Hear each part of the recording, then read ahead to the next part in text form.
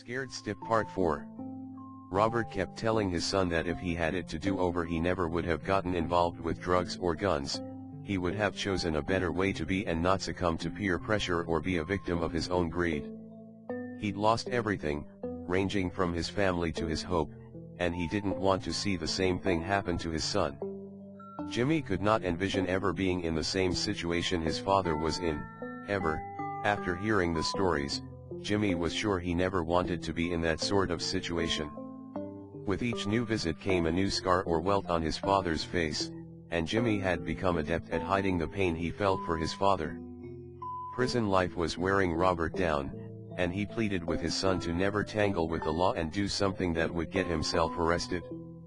He told Jimmy, if he found himself needing something, he needed to ask or tell his adoptive family what it was and talk about it. Robert said if he would have gone to other family members and used his head instead of his burning desire for more, he would not have done what he did, and today he would be a free man. In school now and 17 years old, Jimmy was popular with schoolmates and kept himself out of trouble. His uncle and aunt, as well as their daughter, ensured that Jimmy had a nice home and felt loved and supported. The school, as all schools do, tried their best to ensure their students also received something of a moral education so that they would understand what was right and what was wrong.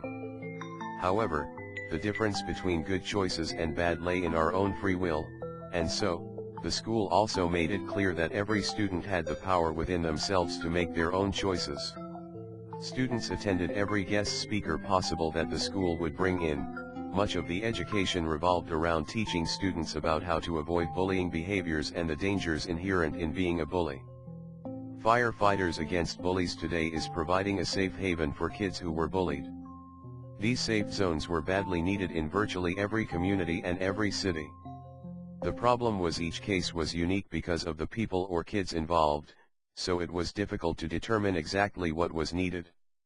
Schools would show slides and have lectures, but they were mostly seen as a small offering to make it look like something most helpful when in reality, it dimmed the real issue. In order to make a dent in bullying, parents needed to take a more central role. Parents needed to talk to their kids about bullying and truly take a larger role in their child's life. They needed to take an interest in what their children were doing and realize what they were really involved in instead of being increasingly wrapped up in their technology or other things that didn't directly involve their children. Jimmy had some close friends that he spoke with about the bullying and cyberbullying that was a big part of the issues at school.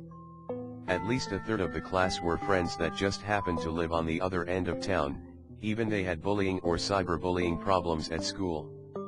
A lot of it made the news. There would be stories about the occasional suicide. Students driven to take their own lives because of the extensive bullying that was going on. It was all too much. The victims were accosted from every angle and unable to escape the pain. They were choosing to either escape the only way they knew how or they would attack, taking as many of their peers with them and seemingly without warning. Virtually everyone had the most advanced computers or smartphones. Bullies saw this as a way to get at their victims without getting caught by school authorities. It was cleaner, somehow, and removed them from having to dirty their own hands. These pieces of super-fast technology became weapons in a battle that the victims were practically helpless against. It's easy to fight when you know why you're fighting, but bullies target their victims because they are a threat to them, not because they have done anything in particular. Many of the victims were easygoing, smart, and friendly kids, not really all that different than the bullies themselves, but the bullies wanted to take them out, and the victims couldn't understand why that was the case. They were powerless in a war they hadn't even started. With every suicide, the bullies would feel a brief flash of guilt, and some would get caught up in a heavy cycle of depression, but there was very little support available for the bully who now felt remorseful.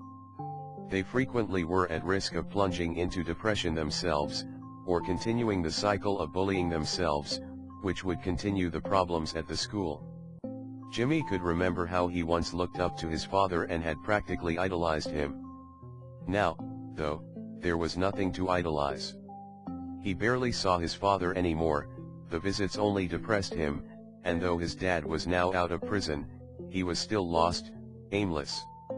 Jimmy couldn't ever believe someone could look so defeated. Jimmy was sitting in the school's cafeteria when a couple guys he didn't know came up to his table and asked to join him. Always the nice guy, Jimmy didn't mind, and soon the three boys were deeply engrossed in conversation. These were guys that Jimmy had heard ran with a rough crowd, but he was never one to listen to rumor. They had never caused Jimmy any problems, and so, Jimmy would still be friendly with them. When the talk turned to cars and other things, the boys asked Jimmy if he was really happy. Jimmy thought about it and answered that while he was okay, he hoped he would be able to make a decent living when he graduated from school. He even thought he may just get a good job instead of going to college. Soon after this, Jimmy met a girl named Callie. Callie was from a good home, had all the advanced technology and a steady stream of cash. Before too long, Jimmy and Callie were very